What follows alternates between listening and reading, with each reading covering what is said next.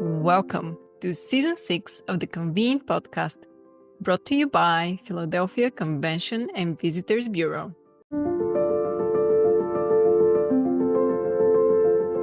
The one thing I would say to associations is stop using free versions. Stop it. Stop. Invest in your AI. In this episode, we explore the evolving role of AI in associations, how it's reshaping member engagement, streamlining operations, and unlocking new revenue streams. Joining us is Paula Rowntree, a leader in the association and events industry. As head of events for the Australian Psychological Society and founder of Business Events Network, Paula has spent her career helping associations, venues, and corporates create meaningful experiences backed by the science of event design. With her deep expertise in digital transformation and strategy, Paula is passionate about ensuring AI isn't just a buzzword, but a tool that associations use to drive real impact. In this conversation, Paula shares practical ways associations can use AI, from automating administrative tasks to analyzing data for deeper member insights. We also discuss the pitfalls of free AI tools, how to approach AI ethically and securely, and why investing in AI is no longer optional, but essential for long-term success. We start now. Hi, Paula, and welcome to the Convene Podcast. Hi, Maggie. Thanks for having me. I'm a little bit excited. I haven't done a lot of podcasts, so I'm feeling like very much a podcast virgin at the moment. So I'm looking forward to today. Well, I'm happy that we're starting this together at the beginning of the year. Me too. I think you're like my second podcast. So I'm like, oh, here's hoping I don't embarrass myself. No, it will be great, I'm sure. So let's start directly in the deep with the first question. How do you see AI transforming the way associations operate? And what strategic opportunity does it offer for delivering greater member value? Associations are such unique beasts in that a lot of times people think that how one association operates is how all associations operate, but we're quite varied region to region and size to size. So there are some associations who financially are doing wonderfully and, they'll have in-house teams for everything. So they've got their marketing team, their communications team, media teams, international teams, membership teams, everything. And then you've got other associations where you've got, this little sole person who's everything from HR to events to everything. And I think that's where AI will have some of the biggest impacts. Those associations that don't have the finances to resource, because AI can take over a lot of that. So AI can be your marketing manager. It can be your media, person. It can be your strategist. It can help with your finances. If you learn to harness and use the right AI tools, it can really help backfill a lot of those administrative resources. The minute that they're freed up, you've then got the individual who's actually able to concentrate more on what it is that the members want. So they're not spending their time doing the repetitive administrative tasks like, sending out renewal notices or, trying to analyze member feedback and member sentiment. Instead, they can take what comes from that member sentiment and go, wow, we didn't realize that our members would actually get a lot more value if we did this for them. That's more likely to increase our renewal and retention rates. They can actually start strategizing a bit more. And I think that in itself creates member value. I think it's going to help them understand their members a little bit more if they use, again, the right tools to create member personas and, again, really look at their data analytics from member feedback. They're going to understand their members a lot more and use AI to help them generate new ideas, new products, new services that they can offer members and have a bigger impact on, I guess, in a positive way about how members do what they do. I like what you were saying about, having AI kind of impersonate these different roles. Do you have an example of that? Because I feel that for event planners, it's a bit hard to understand how to actually do that. So do you have an example that you can share? Yeah. So we were talking about this yesterday. So we had the Spark AI lab. And we were talking specifically about events because that's obviously what Spark AI is. It's AI by event professionals for event professionals. And I've spent the last 7 years in medical associations. And for any of the listeners out there who are in medicine, they'll probably have a little sneaky here. But medical associations love a good concurrent session. Oh, It's yeah, like they do. 32 concurrents. Sure, let's run 32 concurrents at the same time. Like, they love it. Trying to put that program together when you've got a program grid, you've done a call for abstracts or a call for submissions. So, you've got 300, 400, some of them have thousands of call for submissions. And then you've got to try to Tetris a program where you go, here's a submission, here's all the session blocks I've got. How do I fit this together? So AI can help with little things like that, which is instead of you spending hours going through and saying, here are all the call for submissions, here are the scores, you can put that spreadsheet into AI and go, right, I want you to find every session that, aligns with this theme, runs, for this amount of time. Here's my program grid, and I want you to fit them within streams, track A and track 3, for example, and have AI do some of that work for you. Get the initial grunt work done. And that way you're just finessing and you're tweaking. So I think some of the basics like that you can do with AI. It was really interesting. Marketing is another big one, I think, from an events perspective. I asked AI, I asked Spark, so I uploaded a whole pile of marketing that we've done over the last 3 years. And I said, give me analysis. What's been overdone? What's been used? And it turns out I used the word, we're excited, we're thrilled, more than I should. We're all guilty. Sometimes we just don't have the mental capacity to be able to come up with new ways to phrase things. So it's little things like that we would sit there in front of a computer, your fingers are poised on the keyboard and you're like, what am I going to say? How else do I say we're excited? And you end up just going, we're excited. So I think there's things like that AI will really help to reduce the amount of administrative time that we spend on tasks, particularly with events. I just love that you're giving an example with the excited, because my feeling is that AI is always giving these very flamboyant words. It's always very big and every time, like, can you calm down and remove all these little additions? I love the way that Spark has it. I talk about this all the time. It's got the tones. So it's got all these preset tones, because sometimes I'll go, hey, show me what that would look like in a sarcastic and witty, just because that's not a tone that I would use. And it comes up with something and I'm like, I could use that. But, I want to see sarcastic and witty in a medical association program. That would be probably a bit worrying. I know. Meanwhile, there's probably a lot of medical association professionals going, just talk to them. That's true. I come from that world. I can relate. And I love that most medical professionals have such dry senses of humor, that they are some of the most wittiest people, but you've got to just be on their same humor length to get it. Yeah. I totally know what you mean.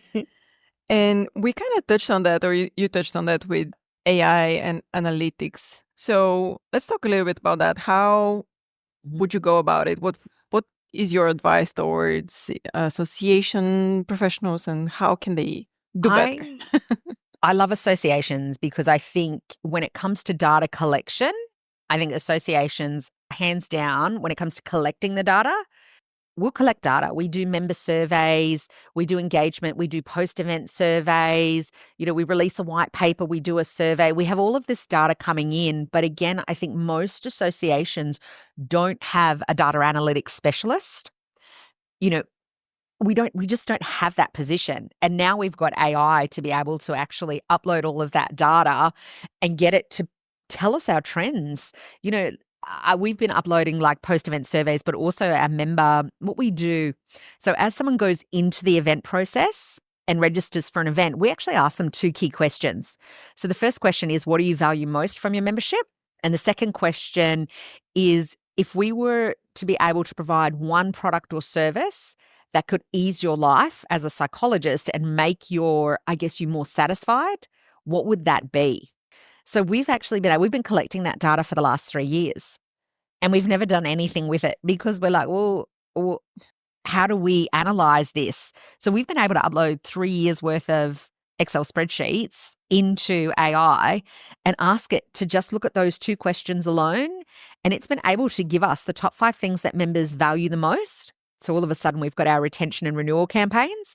We have our campaigns for, generating new members, but we've also then been able to break that down via demographic because we ask those demographic questions for events as well. Yeah. So we've been able to break that down to also determine what students want. So for new membership, we can go, well, students really are looking for this, this, and this.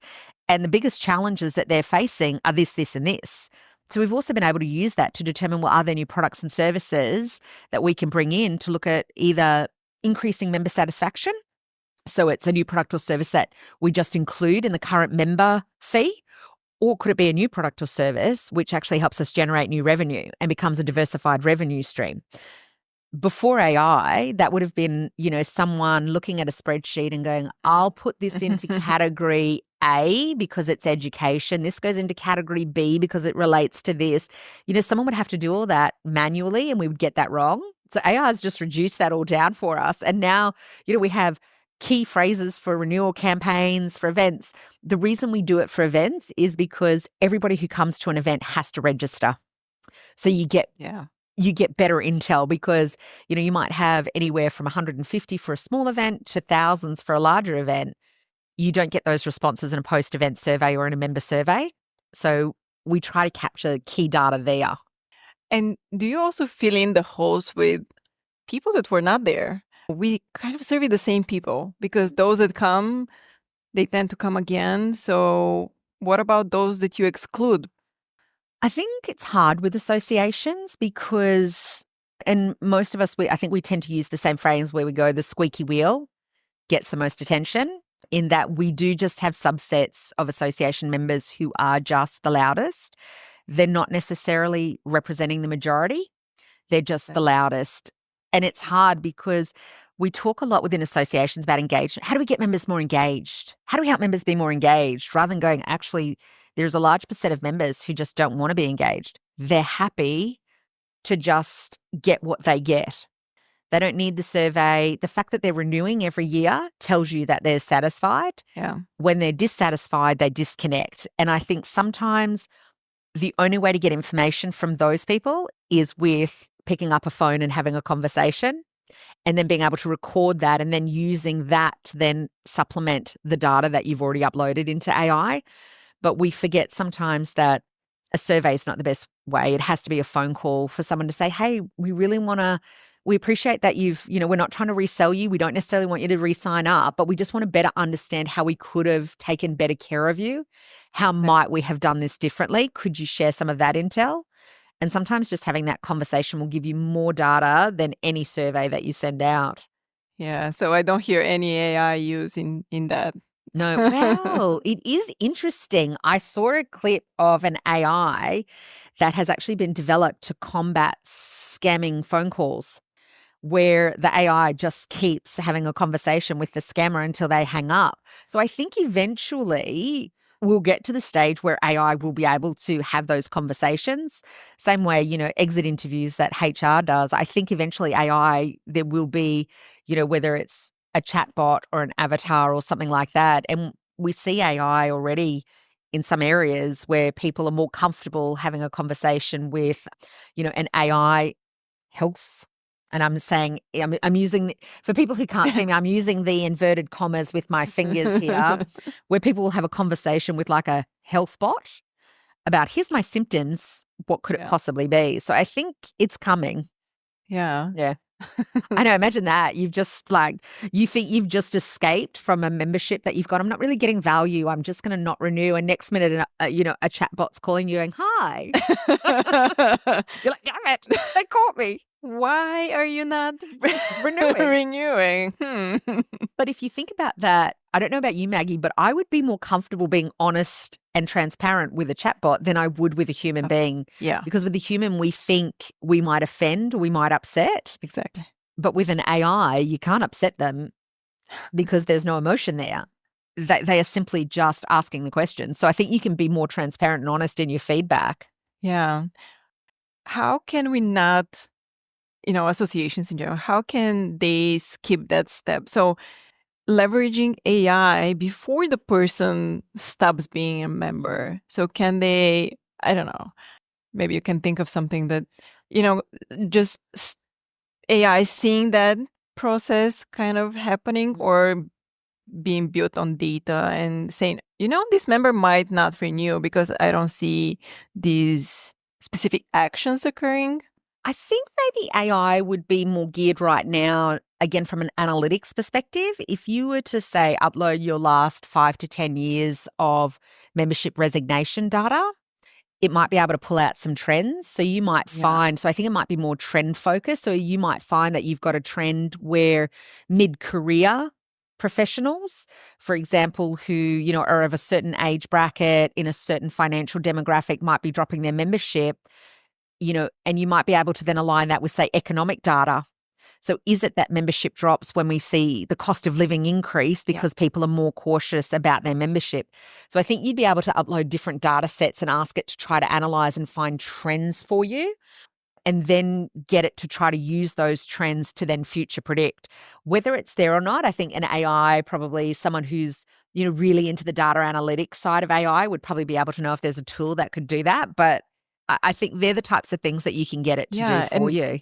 Before we started, we were speaking about, prompting and how we're getting prompting not necessarily right, but also not necessarily wrong. So this makes me think of that exactly. Creative use of, data and prompting. A word from our sponsor. Philadelphia is a city of innovation. From 1776 to today, Philly leads in life sciences with world-renowned research and cutting-edge facilities. Host your next convention in a city where breakthroughs happen. A world of discovery is waiting. Visit discoverphl.com to start planning your next life sciences meeting. Now back to the program. Do you know what I find fascinating with AI is we don't use AI to ask AI how to use AI, if that makes sense. So as an example, you could actually put that question into AI to say, hey, I want to better understand my member trends and see if I can predict what our, retention and resignation rates are going to be in the next 5 years. What data can I give you to help me, find out this information? So you can ask AI to help you. What else have I missed? What else can I tell you? So you can actually ask it, what are the right prompts that I should be putting in?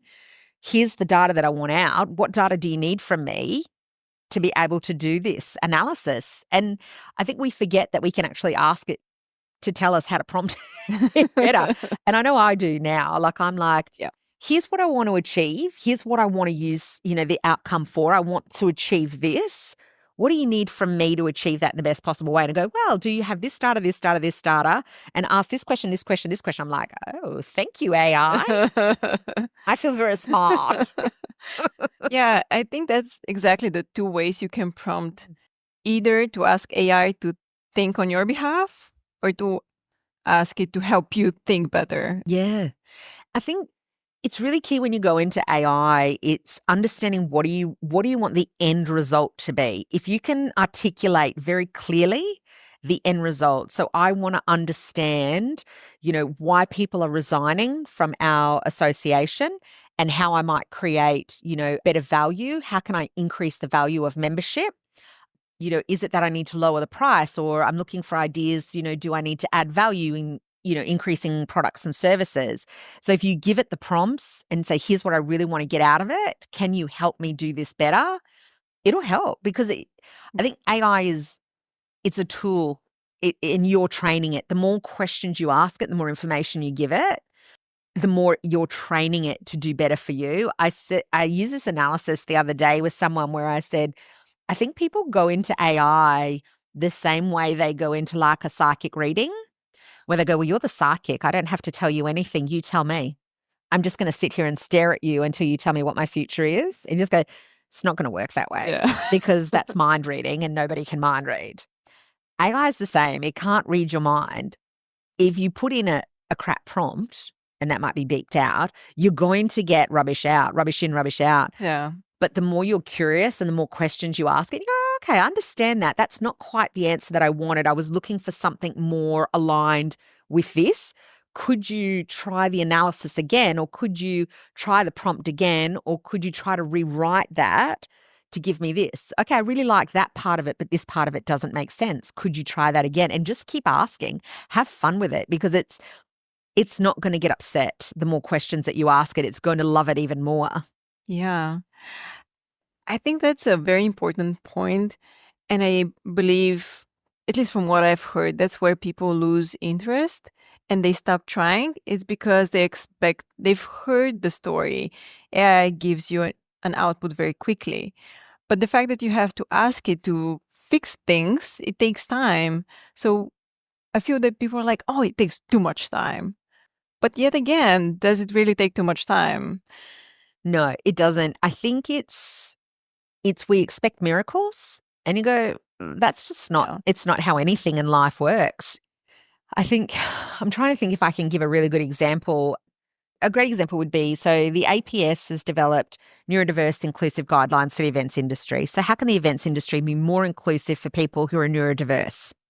So it's great. We've got the psychologists, we can help develop that. But I could definitely put in prompts that say, hey, how could an event be more neurodiverse inclusive? And it might come up with something. But then I can say, actually, what I'd like to do is have a section in there that relates directly to ADHD. Or I'd like the guidelines to focus on each type of neurodiversity. So we haven't gone into that detail, but they're the types of prompts that you can put into AI. And then I can say, great, here's our first draft. Could you do an analysis and see if there are other guidelines, in the industry that relate not necessarily to events, but someone may have done neurodiverse guidelines for the workplace? Could you overlay this with that and see if there's any learnings that I can adapt to add into our guidelines that might help event professionals? And it's just continuing to ask the questions and I think once you start seeing it as something that you can have fun with, I find it now I have more fun the more prompting that I ask, because I'm like, oh, wow, I never would have thought that way, or I never would have thought to cover that. So I come away from my interactions with AI feeling as though I've learned something. I don't feel as though it's done my job. I don't feel as though it's made me feel stupid. I go, actually, you've really helped me learn to rephrase and to rethink and to try to challenge myself a little bit more. And it's seeing it more that way rather than seeing it as just, it's a tool. I just want to put something in and get something out. You've got to be willing to invest the time. Yeah. And speaking of tools, what AI tools are you using? Ooh, I've got a couple. So you mentioned Spark. So Spark AI, I use a lot. And I know the Give Me team and Pcma will probably hear this and they'll be like, Paula, stop it. Because I use Spark. So they'll have content repurposing, is something that you can use Spark for. And I'm like, yeah, I also use it for this, this and this, because it also does. So I love that it's such a complex tool. What I love about Spark is that a lot of the areas within it, I just have to answer questions and it does the prompting for me. The other thing that I do love about Spark is, and I only learned this recently, is that different large language models or LLMs, so at any given point in time, the LLM, so a ChatGPT is an LLM, Copilot is an LLM, Claude is an LLM, so we'll say use those three. It could be that at one point in time, Claude is excelling all the others in data analytics. It just happens to be however many people are using it for that task, it's learnt data analytics a lot more quickly. The thing that I didn't realize is that Spark pulls across multiple LLMs. It's not just one. So that's why I tend to use it for a lot. I do sometimes use ChatGPT. But I also tend to use the AI tools that are within other products. So Canva, because I'm not a designer, but there are times where I need design inspiration, so I'll use the AI tool there to get it to help me. I tend to try to see what's out there. I think we don't realize how much AI is integrated automatically. Oh, yeah. So I think we forget that it is built into so much that we do already. But I use Spark. I tend to use ChatGPT. APS as a whole uses Copilot because we are on the 365 platform. The one thing I would say to associations is stop using free versions. Stop it. Stop. Invest in your AI. It's not expensive, but you have to start investing, because what you get with paid versions is so much more, but the biggest thing that you get is data security and IP security.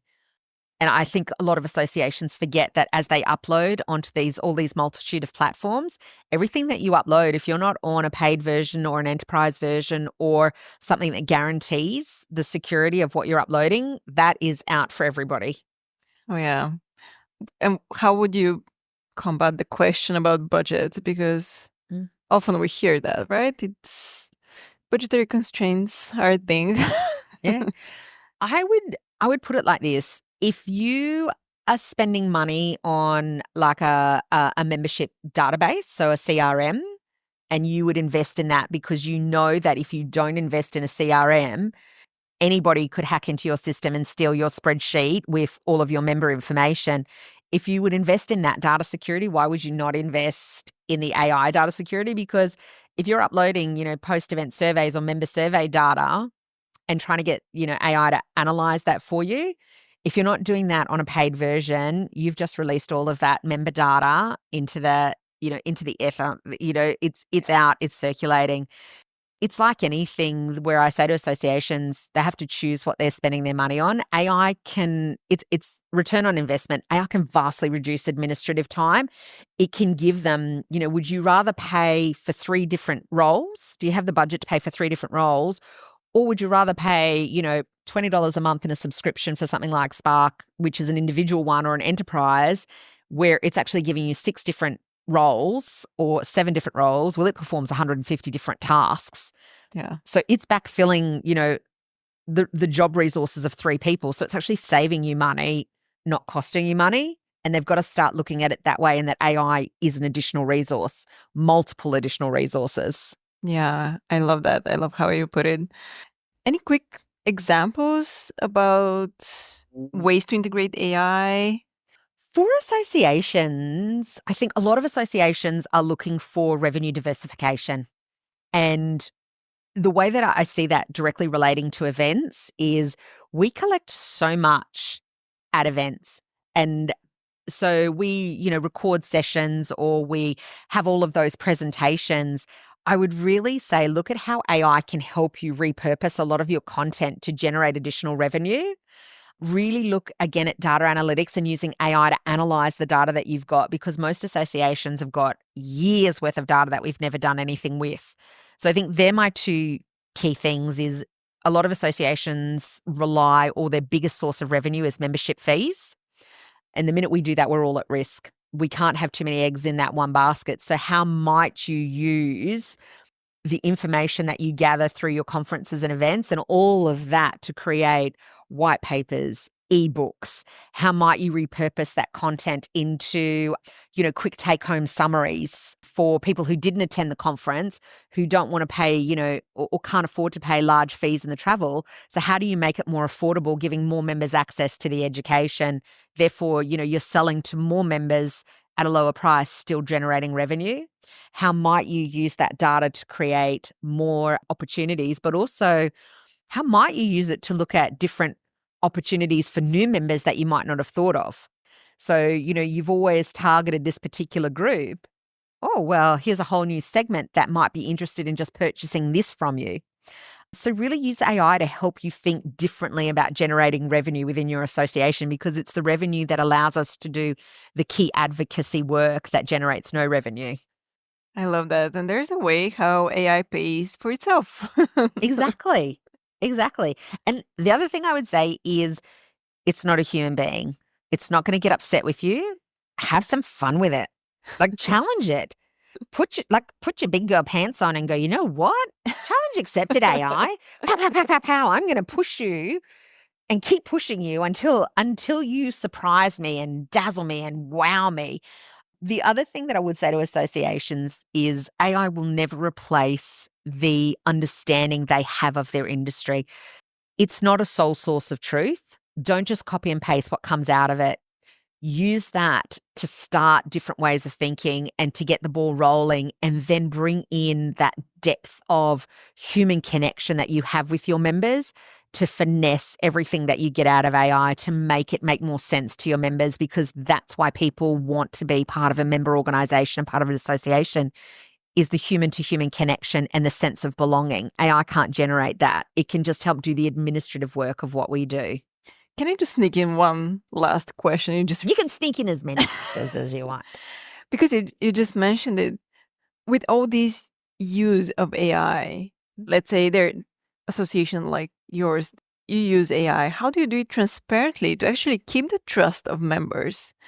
First of all, that the data is secured, but also that, they are still speaking with human beings. Yeah. Look, I think if we were to ever go to, and we don't do it at the moment, so we don't have like an online chatbot that answers members' online queries. We don't have that. So they will always be able to bring up and speak to a human being. I think if ever we were to go down that alleyway, it would be about being transparent to say, if you want to speak to a human, here's how you do that.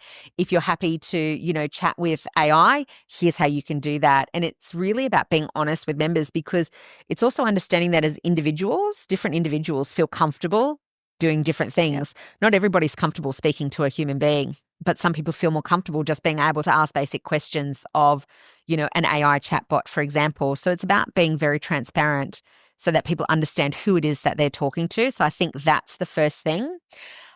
I think also about data security.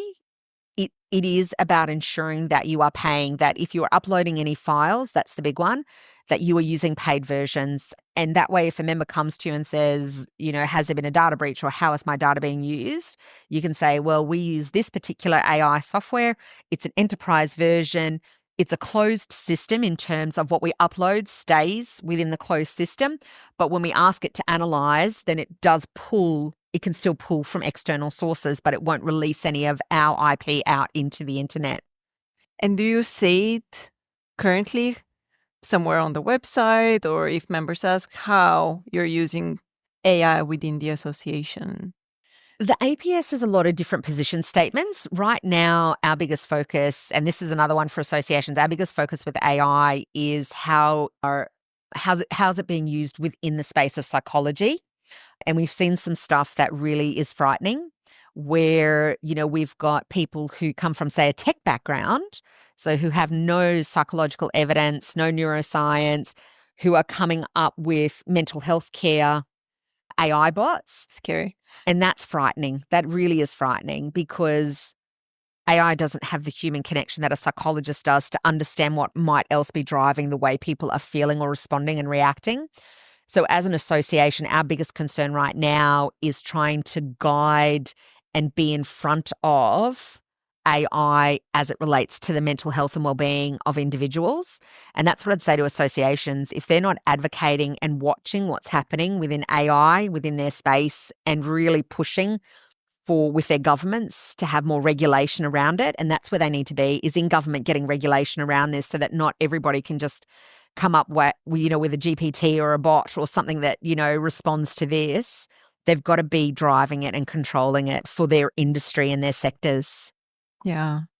Anything else that we should add before we wrap up? Not from me, but I say, AI, I think is, look, I'm always in two minds, because I'm like, oh, well, look, if we go down the way of the Matrix, I'm the first to admit that I'm probably high on the list of, that AI is going to get a lot of energy from my body. So I do go into AI, I have to say precautionary, where I'm like, please and thank you. I'm very polite to it, just in case. But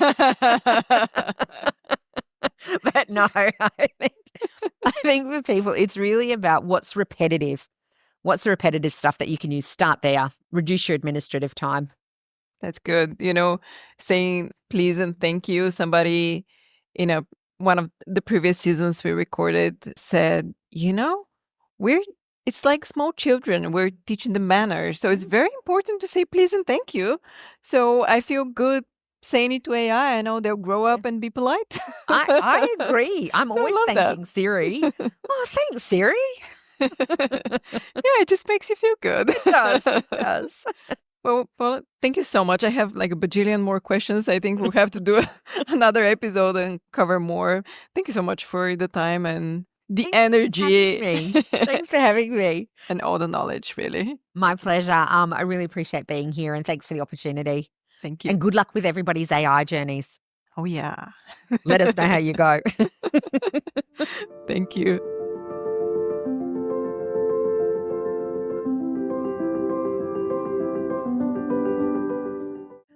Remember to subscribe to the Convene Podcast on your favorite listening platform to stay updated with our latest episodes. We want to thank our sponsor, Philadelphia Convention and Visitors Bureau. Visit discoverphl.com to start planning your next life sciences meeting. For further industry insights from the Convene team, head over to pcma.org/convene. My name is Maggie. Stay inspired, keep inspiring, and until next time.